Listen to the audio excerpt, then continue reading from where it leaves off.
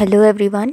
आज के वीडियो में हम डिस्कस करेंगे क्लास 9th में एडमिशन के लिए सैनिक स्कूल एंट्रेंस एग्ज़ाम 2022 का क्वेश्चन पेपर, जिसका टेस्ट बुकलेट कोड यानी कि सेट है डी। मैंने इस पेपर के सेक्शन ए यानी कि मैथमेटिक्स और सेक्शन बी इंग्लिश के लिए 2 वीडियोस ऑलरेडी अपलोड कर दिए हैं और आज का वीडियो पार्ट 3 होने वाला है इस पेपर का, जिसमें हम डिस्कस करेंगे सेक्शन सी यानी कि जनरल साइंस के 25 क्वेश्चंस। जिन्होंने पार्ट 1 और पार्ट 2 नहीं देखा है वो चैनल पे जाके देख लें।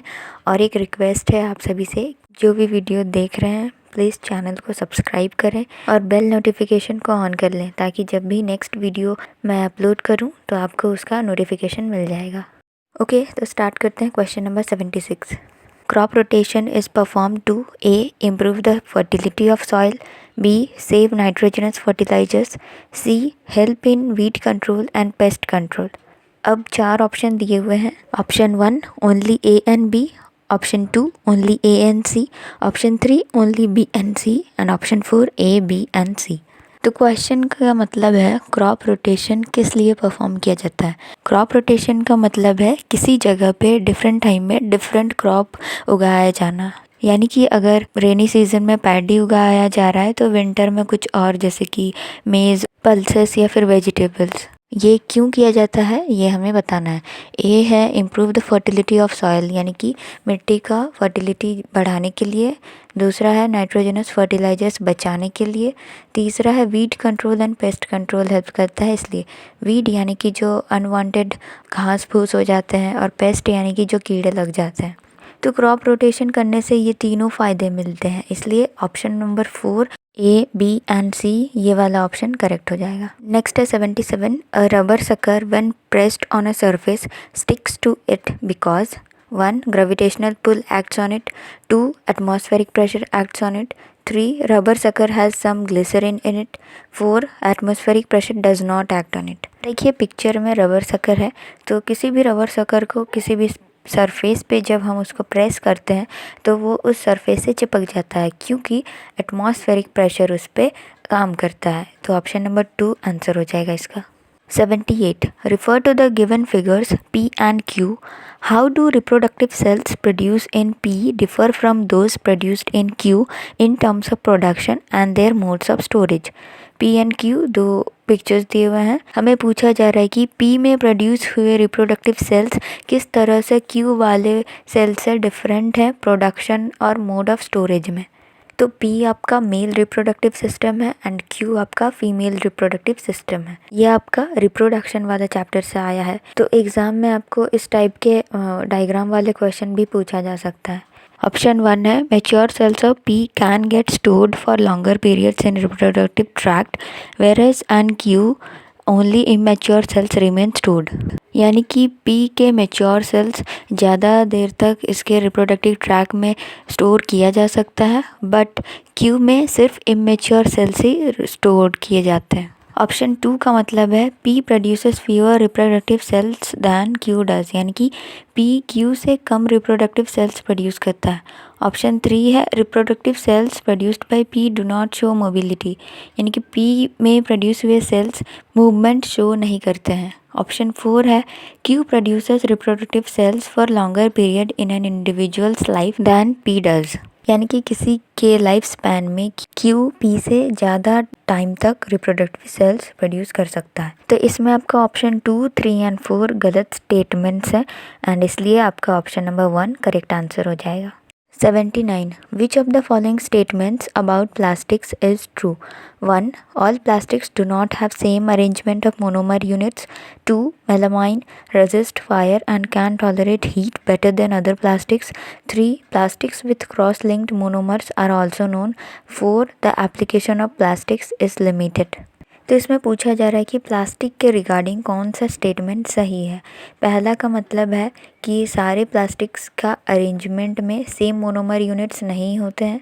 दूसरा का मतलब है मेलामाइन जो कि एक फाइबर है वो फायर यानी कि आग को रेजिस्ट करता है और हीट को बेटर टॉलरेट कर सकता है बाकी दूसरे प्लास्टिकों से। तीसरा का मतलब है क्रॉस लिंक्ड मोनोमर्स वाले प्लास्टिक्स भी पाए जाते हैं।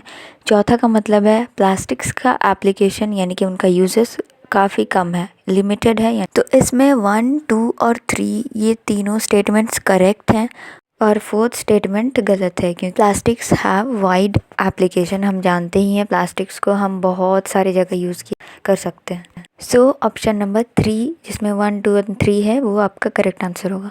80. Study the given correlation. Heat treatment is to sterilization. Vaccination is to X. What would be X here? Sterilisation process में हीट ट्रीटमेंट किया जाता है एंड उसी तरह से वैक्सीनेशन किया जाता है इम्यूनाइजेशन प्रोसेस में। जैसे कोविड-19 के अगेंस्ट इम्यूनाइजेशन करने के लिए वैक्सीन दिया गया। So option 2 correct answer.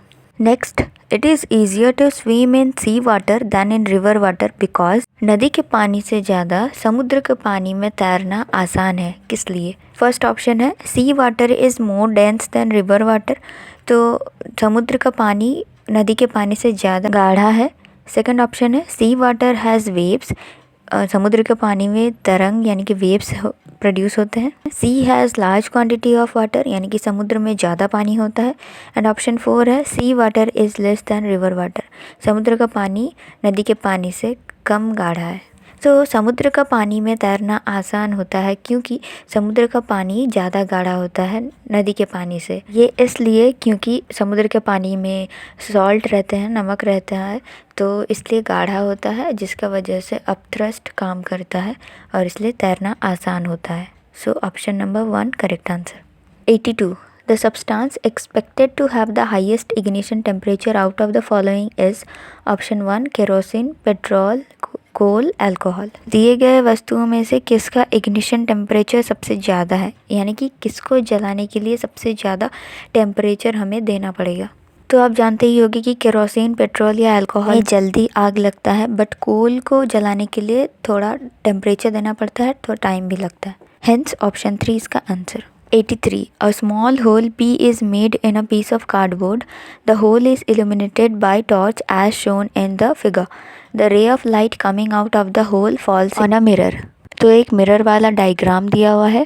नीचे पूछा गया है at which point should the eye be placed so that the hole can be seen. और 4 पॉइंट्स हैं A, B, C, D, जो कि आप फिगर में भी देखोगे और ऑप्शन में भी। तो ये वाला क्वेश्चन आपका रिफ्लेक्शन ऑफ लाइट से है, जिसमें आप जानते हैं कि जितना एंगल से लाइट रे पड़ता है किसी मिरर पे, यानी कि एंगल ऑफ इंसिडेंस, उसी एंगल से ये रिफ्लेक्ट होगा मिरर से, यानी कि angle of incidence is equal to angle of reflection.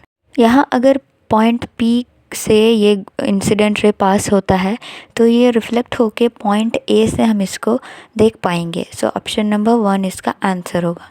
Question 84. Which of the following statements is true? इनमें से कौन सा स्टेटमेंट सही है?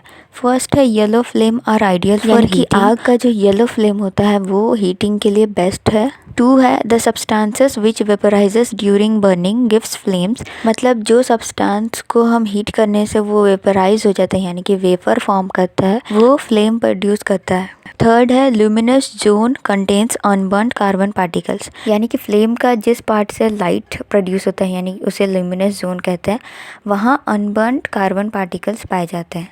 फोर्थ है the non luminous zone has highest temperature, यानी कि जो पोर्शन में लाइट नहीं दिखता है उसका टेम्परेचर सबसे ज़्यादा होता है। तो इसमें ऑप्शन नंबर 4 जिसमें कि स्टेटमेंट 1, 3 एंड 4 करेक्ट हैं। ये वाला आपके AISSEE यानी कि सैनिक स्कूल एंट्रेंस एग्ज़ाम का जो ऑफिशियल आंसर की रिलीज़ होता है उसमें इसका आंसर बताया गया है, बट यहाँ पे ऑप्शन नंबर 2 भी मुझे थोड़ा करेक्ट लग रहा है। सो इसका आंसर में थोड़ा कन्फ्यूजन है, but as per the official answer key option number 4 इसका आंसर है। Next, loudness of sound is measured in units of 1 decibel, 2 hertz, 3 metre, 4 metre per second. Sound का लाउडनेस किस यूनिट में मेजर किया जाता है? तो ये आपका चैप्टर साउंड से है और इसका आंसर होगा decibel. Question number 86. When the applied force is double on an object and the object is still at rest, then friction becomes 1 doubled, 2 halved, 3 quadrupled, 4 zero. यानी कि एक ऑब्जेक्ट है जिस पे हम फोर्स डबल कर देते हैं बट स्टिल ऑब्जेक्ट रेस्ट में ही है, तो इसमें फ्रिक्शन का क्या चेंजेस हुआ? सो बच्चों, फोर्स, अप्लाइड फोर्स जो है उसके अगेंस्ट फ्रिक्शन काम करता है, यानी कि अप्लाइड फोर्स के ऑपोजिट डायरेक्शन में फ्रिक्शन काम करता है। तो जैसे कि ऑब्जेक्ट पे हमने अप्लाइड फोर्स को डबल कर दिया गया एंड ऑब्जेक्ट अभी भी रेस्ट में है, मूव नहीं कर रहा है, ये इसलिए क्योंकि फ्रिक्शन भी डबल हो गया है। जितना अप्लाइड फोर्स का मैग्नीट्यूड है उतना ही फ्रिक्शन होगा, तभी तो दोनों कैंसिल आउट होंगे एंड ऑब्जेक्ट पे कुछ चेंजेस नहीं आएगा, वो रेस्ट में ही रहेगा। सो इसका answer 1 doubled. 87 the full form of LED is 1 light emitting diode, 2 light emission diode, 3 layer emission diode, 4 layer electron device. So LED का full form light emitting diode होता है, option number 1। Question number 88 the sex determining system in which males are XY and females are XX is found in all 1 multicellular organism, 2 animals, 3 vertebrates, 4 mammals। तो किन organisms में sex determining system में mails को XY से और females को XX से denote किया जाता है? इसका आंसर 4 mammals होगा। 89 which type of organism live in the body of termites and digest wood cellulose converting it to soluble carbohydrates? Options are algae, fungi, protozoa या nematoda। क्वेश्चन है कौन सा ऑर्गेनिज्म जो कि टर्माइट्स के बॉडी में पाया जाता है और लकड़ी में पाए जाने वाला सेल्यूलोज को डाइजेस्ट कर पाता है और उसे सोल्यूबल कार्बोहाइड्रेट में कन्वर्ट करता है? इसका आंसर ऑप्शन 3 प्रोटोजोआ होगा। Question number 90 which of the following on reshuffling gives the term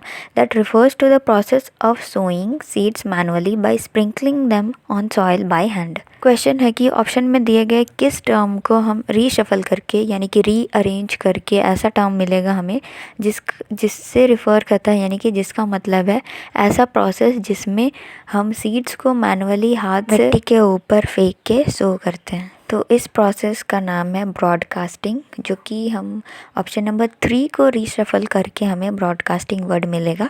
so option number 3 इसका आंसर होगा। Question number 91 I am the source of synthetic polymer, I am a mixture of a number of carbon compounds which can be separated by fractional distillation.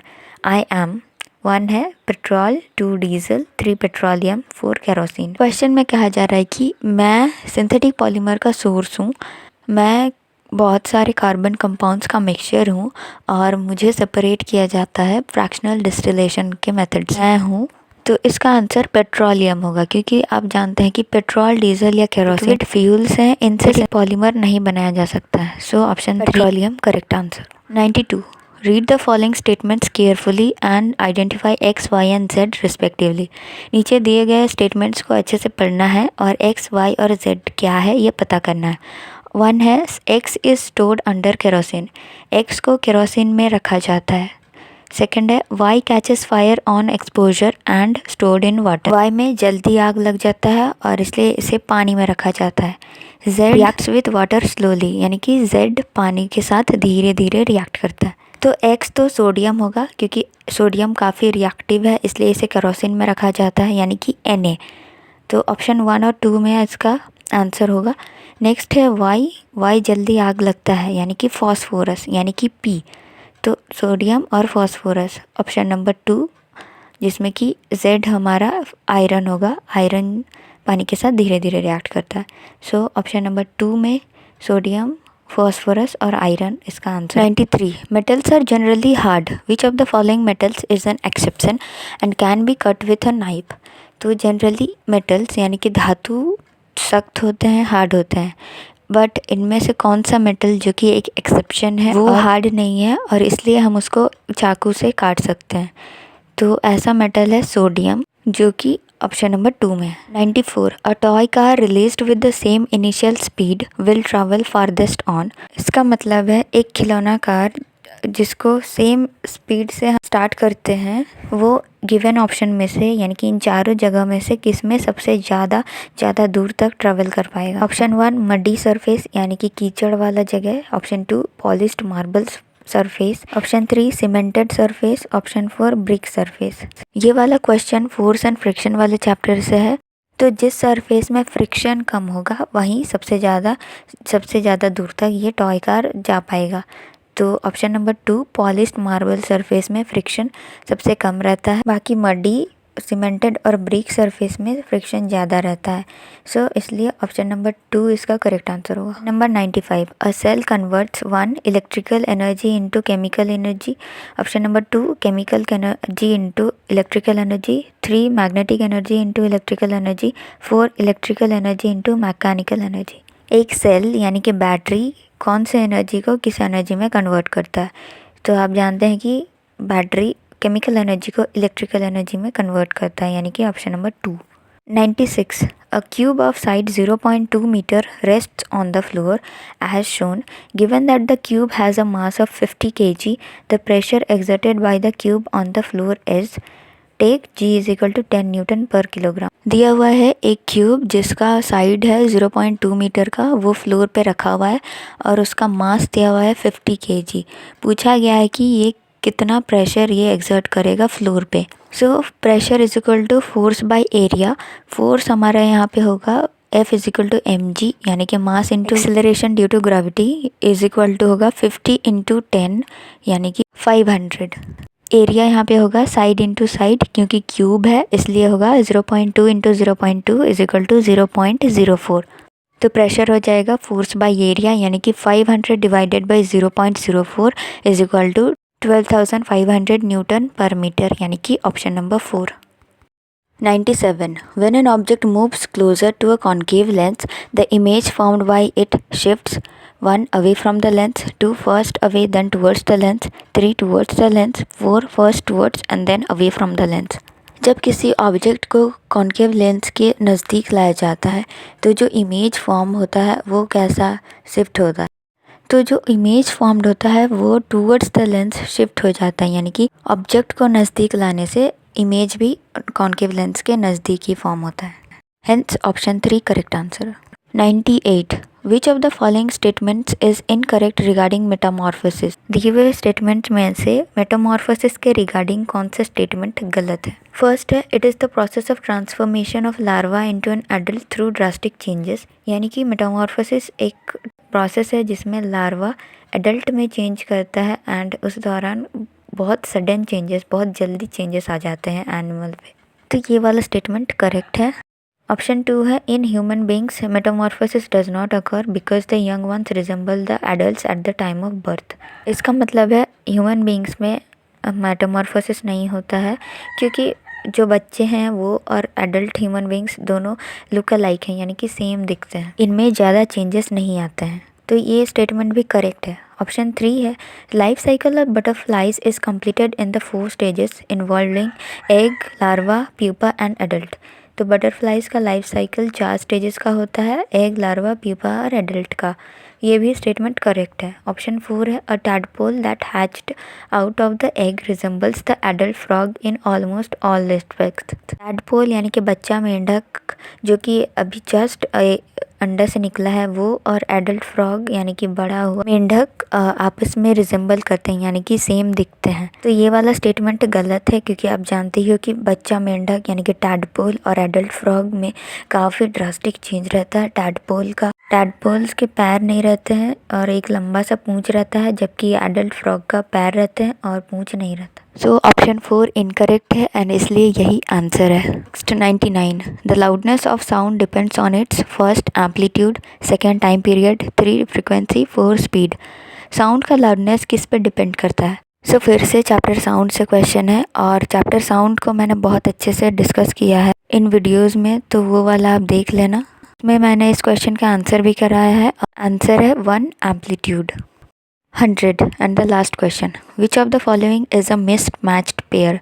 इनमें से कौन सा pair missed matched है, यानी गलत match किया हुआ है? 1 ovaries oestrogen, 2 testis testosterone, 3 pancreas calcitonin, 4 adrenal gland corticosteroids. Ovaries से एस्ट्रोजन हार्मोन रिलीज होता है, टेस्टिस से testosterone hormone and adrenal gland से कॉर्टिकोस्टेरॉइड्स सिक्रीट होता है, बट पैनक्रियाज से कैल्सिटोनिन नहीं सिक्रीट होता है और इसलिए option number 3 mismatched pair है। सो ये आंसर है। सो ये रहे सेक्शन सी जनरल साइंस के आपके 25 क्वेश्चन। अगर आपको इसका नेक्स्ट सेक्शन यानी कि सोशल साइंस वाला सेक्शन का क्वेश्चन आंसर्स चाहिए तो कमेंट बिलो। साइंस का force, friction and pressure, sound और लाइट, इन चैप्टर्स के वीडियोस मैंने चैनल पर अपलोड किए हुए हैं, तो उन वीडियोस से आपको काफ़ी हेल्प मिलेगी, तो उनको देख लें। वीडियो को प्लीज़ लाइक कर दें, चैनल को सब्सक्राइब कर दें। मिलते हैं अगली वीडियो में।